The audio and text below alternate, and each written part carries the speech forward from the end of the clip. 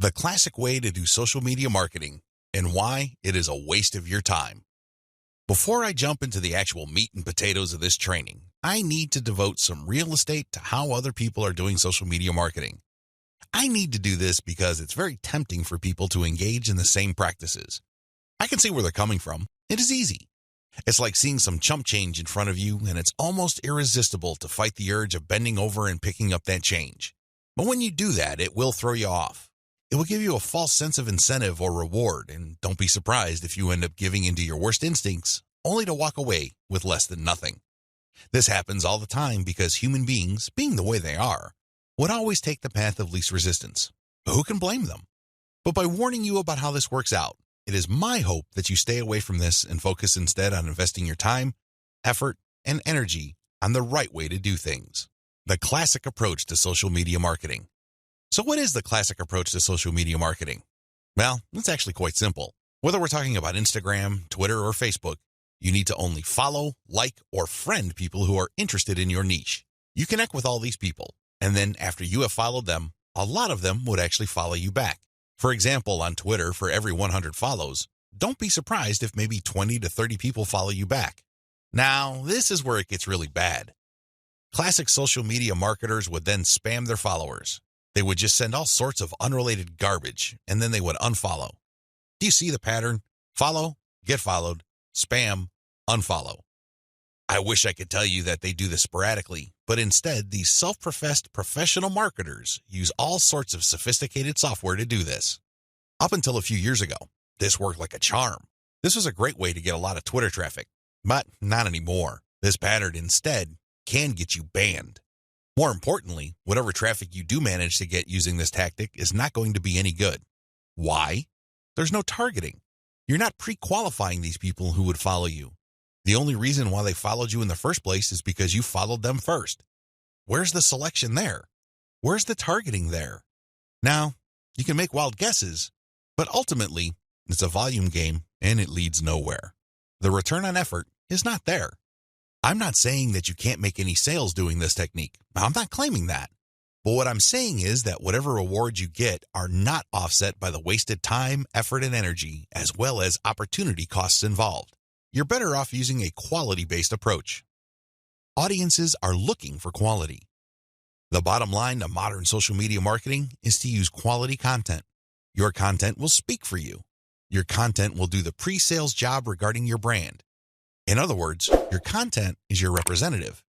It speaks to the values you want your brand to be associated with.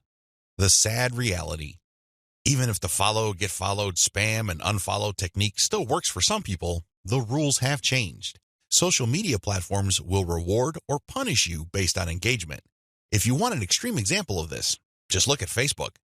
Facebook used to be a traffic goldmine. Not anymore. You need a really high level of engagement to preserve your reach on Facebook. If you get normal levels of engagement, good luck. That's how bad things are, and that's why I need to take this time to spell out why this classic social media marketing no longer works. Other failed methods. I would be remiss in my duty to educate you on failed social media marketing strategies if I don't also mention other failed techniques. First, hashtag hunting no longer works. This technique involves marketers finding hashtags that are trending. They basically would publish niche-specific content, but use unrelated or irrelevant hashtags and pair them with their content. They do this because they want to hitch a ride on the upward trend of those hashtags. They know people are searching for those hashtags. They know that these hashtag trends are hot, so they want to poach as many eyeballs as possible. Unfortunately, the traffic that you get is not going to be any good. People are looking for specific types of information, and when they see that your content is so obviously unrelated, they're not going to click through. You might even get reported. Another failed method you should stay away from is influencer spamming. There are many influencers in most all niches.